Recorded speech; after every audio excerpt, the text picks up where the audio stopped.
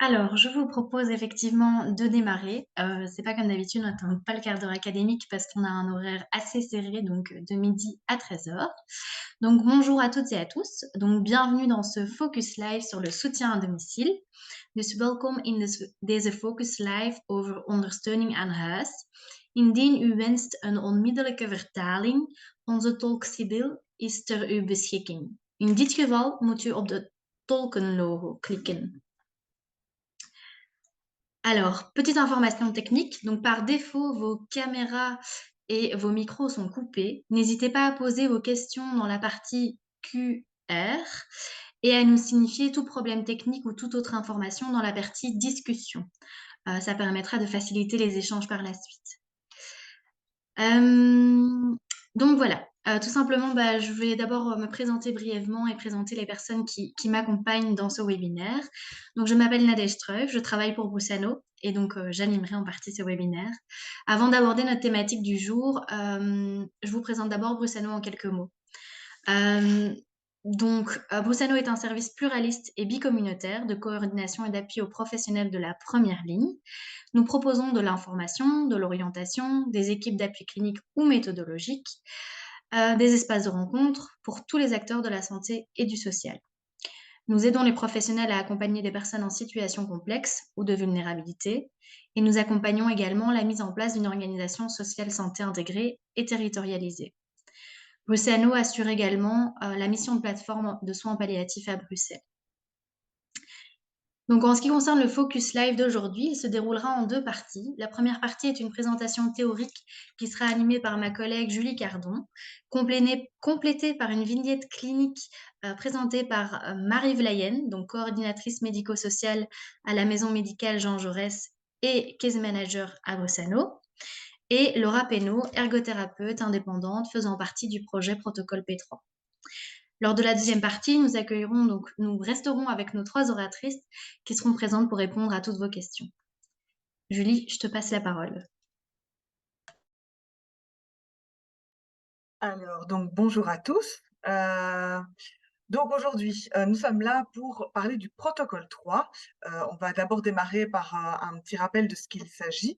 Donc le protocole 3, c'est un projet qui est financé par l'INAMI avec un but de maintenir à domicile toute personne de 60 ans et plus qui le souhaite. L'idée, en fait, c'est de fournir 3 prestations gratuites pour le bénéficiaire à domicile, donc une prestation de case manager, d'ergothérapie ou de suivi psychologique. La seule condition, c'est que le bénéficiaire soit en ordre d'assurabilité, donc il est bien une mutuelle, vu que ce sont les mutuelles qui payent ces prestations. Le pool de prestataires qui a été constitué a une expérience antérieure avec les personnes âgées et il signe une convention avec Bruxelles.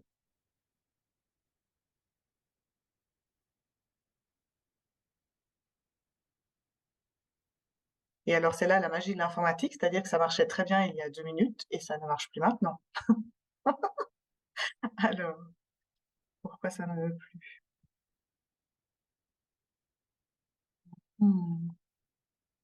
Ah, pourquoi ça refonctionne? On ne le saura jamais. Au niveau, du but de ce projet, donc c'est de financer des soins multidisciplinaires et intégrés aux personnes âgées, fragiles. L'idée, évidemment, c'est d'augmenter leur autonomie, d'augmenter la qualité de vie, de dispenser des soins utiles au moment opportun et de prévenir toute dégradation des situations qui amènent à des situations de crise. Les conditions d'inclusion du bénéficiaire, il doit avoir plus de 60 ans, il doit habiter en région bruxelloise et il doit être à risque de perte d'autonomie. Je me fais une petite notification, il y a une exception qui existe pour éventuellement inclure des bénéficiaires de moins de 60 ans, mais à ce moment-là, ils doivent répondre à des conditions bien spécifiques. Donc, il faut justifier cette inclusion-là et nous sommes limités par l'INAMI par rapport à ces exceptions-là en nombre. Alors, on va commencer peut-être par vous proposer une situation qui a été réellement rencontrée par nos deux professionnels qui ont donc été introduites par Nadège. Donc, je vais passer la parole à Marie Vlayen qui va démarrer cette situation. Bonjour à toutes et tous. Donc oui, effectivement, voilà, je vais vous refaire un petit résumé de la situation que Laura et moi-même avons rencontrée. Donc au niveau du contexte, il s'agit d'une dame, donc ici on va pas donner trop d'informations ni trop de détails. Maintenant, si après vous avez besoin de revenir sur certaines choses, on pourra y revenir, lors des questions-réponses évidemment.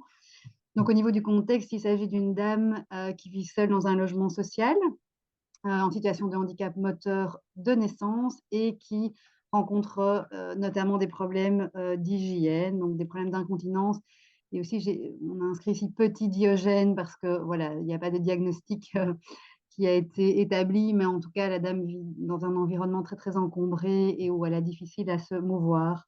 Alors la demande initiale qui a été faite auprès de Brusano, donc du helpdesk, a été effectuée par l'assistante sociale de ces logements sociaux, qui demandait au départ l'intervention d'un ergothérapeute, avec pour objectif que celui-ci ou celle-ci puisse dire à la bénéficiaire que son logement n'était plus adapté et d'aller plutôt vers un déménagement, vers un autre appartement.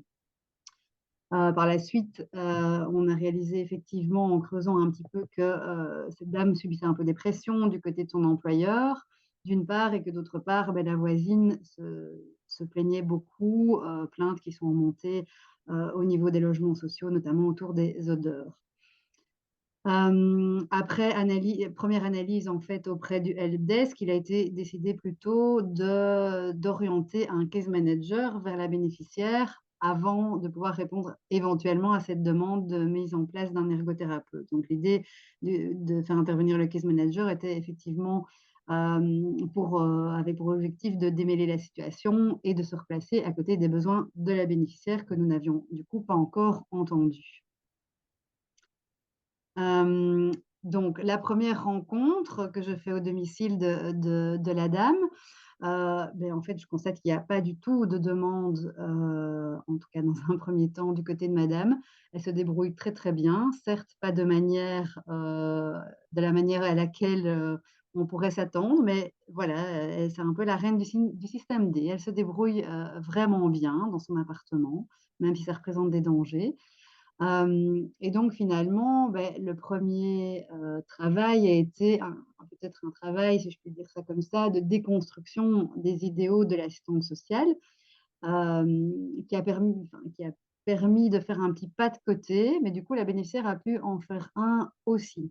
C'est-à-dire quand je dis déconstruire les idéaux, de l'assistante sociale, c'est que, elle estimait, voilà, que la dame ne vivait dans un endroit qui ne répondait plus à certains critères de bien-être, mais qui sont des critères somme toute sociétaux et auxquels on a l'habitude de faire référence, mais qui ne sont pas ceux de tout le monde.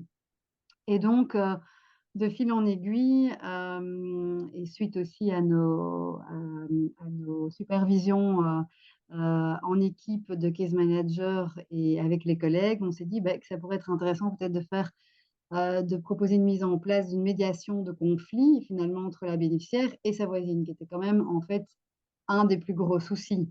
La voisine qui se plaignait des odeurs. La voisine n'était pas preneuse, mais par contre, avec tous ces petits pas de côté et tout ça a pris beaucoup de temps, donc c'est un très gros résumé, mais ça a pris beaucoup de temps. La bénéficiaire a fini par accepter la visite d'une ergothérapeute et même la mise en place de petits aménagements qui augmenteraient effectivement son bien-être et diminueraient les inconvénients, pour sa voisine. Alors au niveau du plan d'action, en fait, là on vient d'apprendre, donc du coup c'est une petite modification par rapport au slide, mais que que le phare a alloué un budget à la dame pour pouvoir effectivement, avoir du matériel adapté, aux difficultés qu'elle rencontre et donc, par la suite, une nouvelle visite à domicile va être organisée avec ma collègue Laura à qui je vais, donner la parole tout de suite, et également l'assistante sociale pour voir un petit peu, voilà, pas à pas, comment est-ce qu'on continue à travailler avec madame, toujours à ses côtés et en fonction de ses désirs et ses besoins, évidemment dans la limite aussi, de ce qui est acceptable pour la vie en communauté qu'on doit évidemment prendre en compte également dans la situation.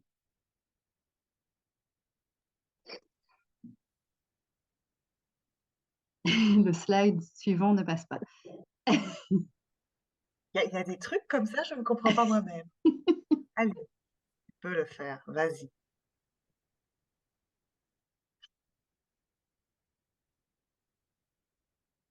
C'est ta Alors dernière Marie. C'était mon dernier slide. Effectivement, pardon, j'ai été un petit peu vite. Mais donc effectivement, l'analyse de la demande initiale, au helpdesk a été évidemment essentielle parce que ça a permis de préciser la première intervention, qui était nécessaire auprès de la dame. Hem Et finalement créer du lien, se mettre à côté de cette dame, entendre ses besoins et au départ l'entendre m'envoyer un peu sur les roses, si je peux m'exprimer ainsi, mais c'était un peu ça.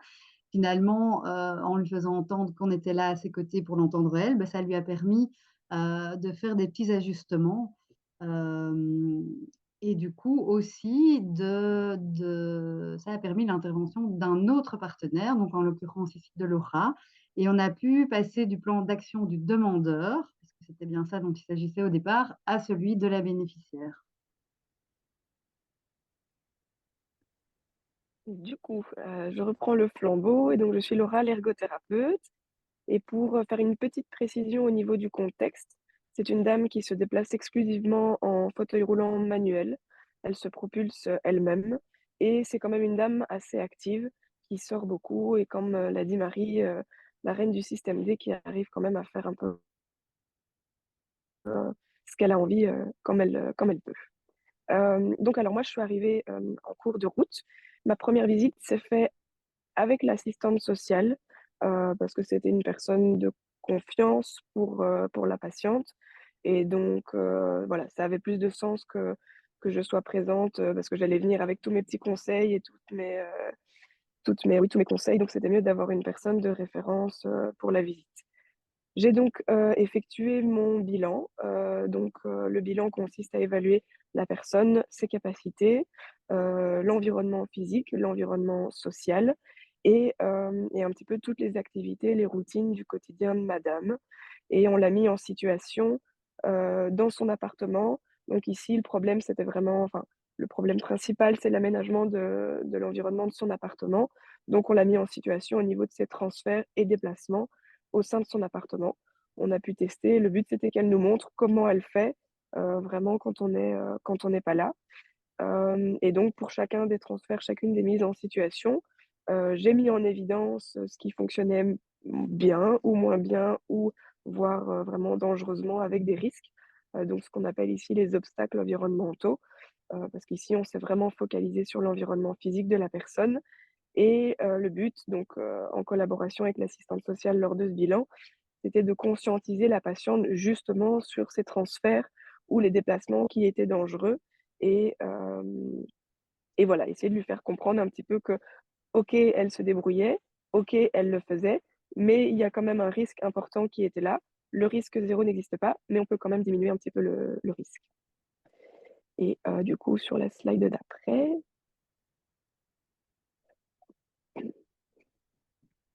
qui passé. arrive, voilà. Donc ça nous amène aux propositions d'aménagement. Donc pour chaque situation de handicap, donc c'est chaque obstacle environnemental qui a été, relevé. J'ai conseillé, j'ai proposé en tout cas de mettre en place des aides techniques ou des aménagements.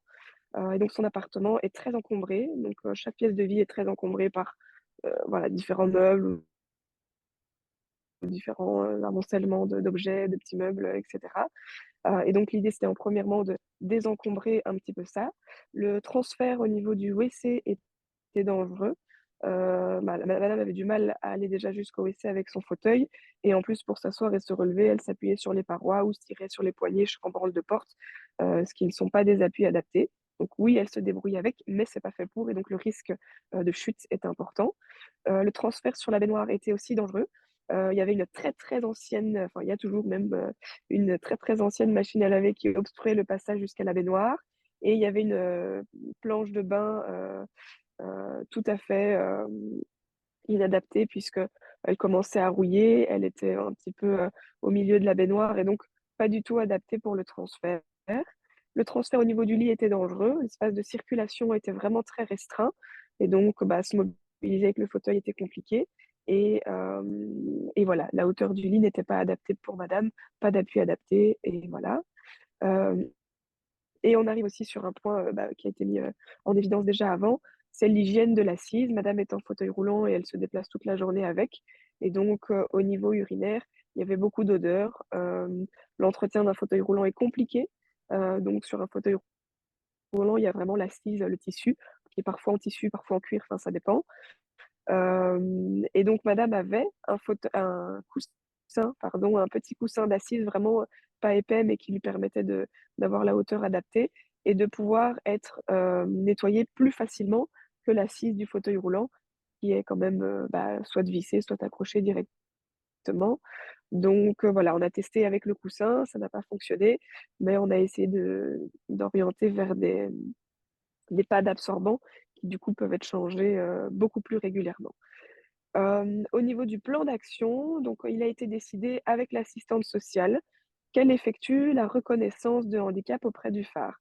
Madame avait plus de 65 ans, mais son handicap a commencé avant 65 ans, donc l'assistante sociale a pu prouver et faire les démarches auprès du phare, donc elle a obtenu un numéro de dossier et après l'acceptation du dossier phare, on a prévu en fait de mettre en place les aménagements les uns après les autres. Si on était venu avec toute notre barda, ça aurait été un non, non négociable et cetera et donc on a convenu de commencer par le lit, médicalisé dont on a eu l'accord comme, Marie l'a dit. Donc du coup, on va pouvoir reprendre un petit peu plus activement ce suivi et l'idée, c'était vraiment d'avoir Marie, donc la case manager en backup, pour favoriser vraiment, d'un point de vue plus, externe, la fluidité des échanges et voilà, la communication, le suivi. Oui, donc voilà, c'est ce que je viens de dire. On va mettre en place les aménagements au fur et à mesure. On commence en tout cas par le lit médicalisé et une fois qu'on aura mis en place que ça aurait été accepté et ben, on repartira sur les autres objectifs. Voilà et la nouvelle rencontre case manager, assistante sociale, ergo se fera certainement, assez rapidement étant donné qu'on a eu l'accord du lit. Madame a peut-être oublié un petit peu tous les aménagements qu'on avait conseillés, donc on va revenir, progressivement avec ça. Voilà. Super, merci beaucoup pour votre mise en situation. Donc moi, je vais rappeler rapidement un petit peu le cadre de ces trois prestations au sein de la convention protocole 3. Donc le case management, donc il est responsable d'un plan d'accompagnement individualisé. Il s'occupe du social santé en généralité. L'idée, c'est qu'il coordonne l'ensemble. Il s'implique dans la prise de conscience de la personne, de ses objectifs, de ses souhaits, de ses priorités, de ce qu'elle a comme objectif de vie. Il voit un petit peu aussi ses ressources. L'idée, c'est d'assurer une cohérence et une continuité au niveau de ce plan d'accompagnement et que cette cohérence soit en lien avec tous les objectifs de vie que le bénéficiaire souhaite rencontrer. Au sein du protocole 3, le case manager peut être assistant social, médecin généraliste, infirmier, ergothérapeute ou psychologue. C'est une personne qui est tierce à l'équipe habituel, donc il est complètement extérieur à la situation et il ne cumule pas les mandats. Donc un ergothérapeute qui serait comme Laura par exemple dans la situation ergothérapeute ne peut pas être ergothérapeute et case manager d'un même bénéficiaire. Les missions, donc c'est faire un bilan global de la situation, faire un inventaire des besoins et des souhaits via le BELRAI, qui est un outil qui est imposé par l'INAMI pour inclure les bénéficiaires. Et donc c'est pour ça que le bénéficiaire doit être en perte d'autonomie. C'est parce qu'il doit correspondre à un certain score pour pouvoir être inclus dans le protocole 3. Le case manager établit un plan d'accompagnement. Donc il évalue, il adapte le suivi de ce plan. Il tient à jour un dossier d'un bénéficiaire, il met tous les prestataires en relation et il identifie les crises éventuelles pour évidemment anticiper tout ça. Au niveau de l'ergothérapie, donc c'est un accompagnement dans l'amélioration de la qualité de vie au quotidien. Donc ça implique une prise de conscience de la personne, de ses souhaits, de ses besoins, de ses priorités et de ses ressources. L'idée étant évidemment d'assurer une cohérence et une continuité dans tout ce plan. Au niveau des compétences pour l'ergothérapeute, donc il doit avoir une condition d'exercice de la profession et une expérience professionnelle avec les personnes âgées et fragiles. Alors, c'est pour toute personne qui présente un risque accru de chute, qui est objectivé par au moins une chute durant les 30 derniers jours, et ou un domicile qui doit être adapté pour augmenter l'autonomie du bénéficiaire, sa sécurité. Voilà, si en tout cas la personne souhaite encore y séjourner pendant 6 mois, donc si on envisage déjà un placement dans une institution, on voit vraiment qu'il n'y a pas d'autres options, c'est pas une solution tampon pour l'INAMI, c'est vraiment quelque chose qui doit être pérenne dans le temps. Et alors un bénéficiaire qui présente éventuellement un diagnostic de démence. Au niveau des missions, donc c'est également faire un bilan global de la situation, vous l'avez vu dans la vignette qui a été présentée, c'est préserver l'autonomie de la personne, permettre à la personne de recouvrir ou d'améliorer son autonomie et sa capacité à gérer ses soins. Et alors la troisième prestation, c'est un suivi psychologique. Donc l'idée étant d'apporter une aide psychologique spécialisée à la personne et à son aidant proche. Donc c'est là que c'est intéressant, c'est que parfois le bénéficiaire ne souhaite pas forcément avoir un suivi psychologique, mais parfois on voit que l'aidant proche est vraiment dans une difficulté, et donc le psychologue peut également intervenir pour l'aidant proche.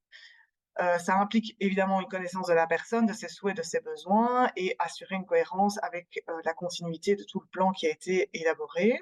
Au niveau des compétences, donc il faut des conditions d'exercice de la profession et également une expérience professionnelle avec les personnes âgées et fragiles. Alors le suivi psychologique, il se déclenche soit sur demande de la personne, soit de son aidant proche. Et ou s'il y a refus des soins qui est nécessaire à la préservation de son intégrité physique et ou mentale. Donc ici, dans la situation, Marie a réussi, à force de rencontres, de créer un lien de confiance, et ça a facilité, voilà, la bénéficiaire est tout à fait ouverte sur le fait que Marie passe. Mais c'est vrai que parfois, voilà, des professionnels sont confrontés à un refus catégorique, et donc le psychologue peut parfois aider à prendre par un autre biais et à pouvoir par la suite permettre à d'autres professionnels d'intervenir dans la situation. Donc l'idée des missions de psychologue, c'est pareil, hein, c'est de faire un bilan global de la situation via notamment l'outil Bellrail, d'écouter les plaintes, les craintes, les attentes de la personne et de son aidant afin de lui apporter des conseils spécialisés, et alors d'enseigner à chaque personne les connaissances et les techniques utiles pour accomplir certains actes quotidiens. Donc j'attire juste l'attention sur le fait que le psychologue dans le P3 ne gère pas des cas psychiatriques.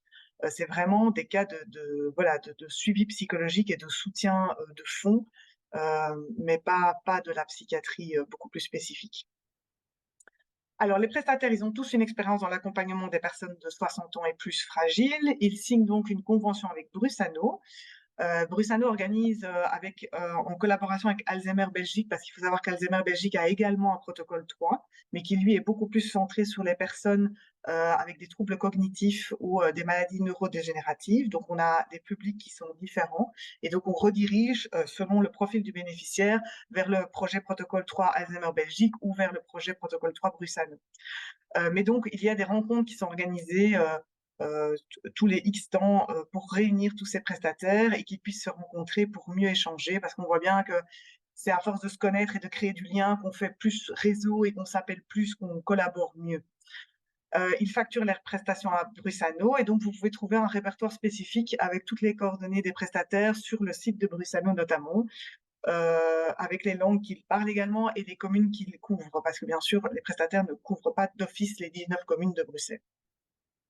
Alors, au sein du protocole 3, vous avez différentes prestations. Donc, on a d'abord le module initial. Donc, le module initial, c'est la première rencontre avec un des prestataires du protocole 3. Donc, ça peut être aussi bien le case manager, l'ergothérapeute que le psychologue. L'idée, c'est de faire un bilan global de la situation, de recueillir les informations pertinentes, de faire le Bellrail pour être sûr que le bénéficiaire soit bien dans les conditions d'inclusion qui ont été imposées par l'INAMI. Et il faut bien sûr un consentement oral du bénéficiaire. Sans ça, on ne fait pas de prise en charge.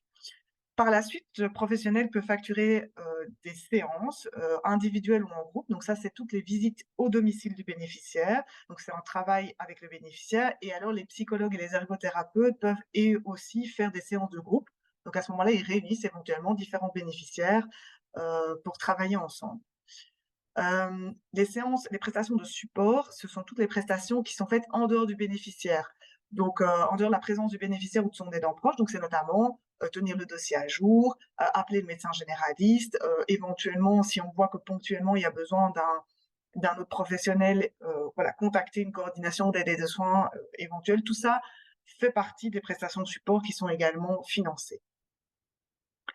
Ces prestations sont facturables par unité de 30 minutes, et donc il y a un nombre d'unités facturables maximal par bénéficiaire qui est de 122 unités, et c'est étalable sur 3 ans. C'est un pot commun qui est mis entre les prestataires, et donc c'est selon les besoins du bénéficiaire qu'on répartit les différentes prestations. Donc, il peut y avoir 10 unités qui ont été données au case manager, 20 unités à l'ergothérapeute et 30 unités au psychologue, selon ce qu'on voit la priorité absolue. Pareil, la fréquence de visite des professionnels est complètement laissée à leur libre choix. Tout ce qu'il y a, c'est qu'ils doivent avoir conscience du fait qu'il y a un nombre limité d'unités et que si effectivement ils prennent toutes les unités du pot, s'il y a besoin qu'un autre professionnel intervienne, ça va être embêtant. Plus-value du projet, donc on voit bien que pour le bénéficiaire l'aidant, il y a un soutien à domicile qui est développé, on voit qu'il y a un accompagnement qui est renforcé et personnalisé, et il y a un apport de réponse à des lacunes ou des besoins éventuels, comme par exemple identifier un médecin généraliste s'il n'y a pas de médecin généraliste au départ dans la boucle, ou en tout cas mieux percevoir les objectifs de vie et les besoins que le bénéficiaire a pour réaxer et refaire un plan d'accompagnement qui soit cohérent. Pour le réseau du bénéficiaire, c'est un regard extérieur. Voilà, ce sont des nouveaux professionnels qui arrivent avec des nouvelles compétences et qui peuvent parfois débloquer certaines situations, et on peut parfois prévenir une situation de crise véritable. Le prestataire du P3, l'idée c'est de valoriser les tâches qui sont souvent réalisées mais pas reconnues. Je pense que beaucoup d'entre vous font un point de case management en plus de leur travail habituel, mais finalement c'est pas du tout valorisé. C'est reconnaître les rôles de chacun, infirmiers, assistants sociaux, ergothérapeutes, psychologues dans la prise en charge et le suivi des situations complexes. Et c'est permettre de travailler dans une vision plus globale au niveau social santé de la personne. Donc l'idée, c'est vraiment de travailler en réseau et en collaboration pour avoir une certaine cohérence.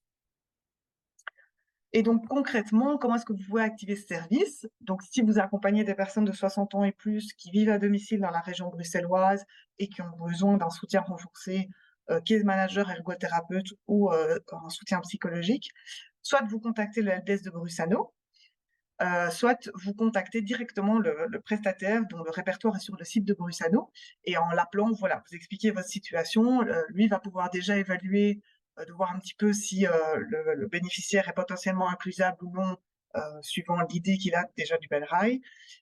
Et puis ensuite, il prendra rendez-vous avec le bénéficiaire ou éventuellement le demandeur d'abord pour analyser la situation. Et vous avez également, qui est accessible sur le site de Brusano, la brochure qui reprend toutes les informations du protocole 3 qui peut être en version papier ou numérique. Donc vous pouvez la télécharger également sur le site.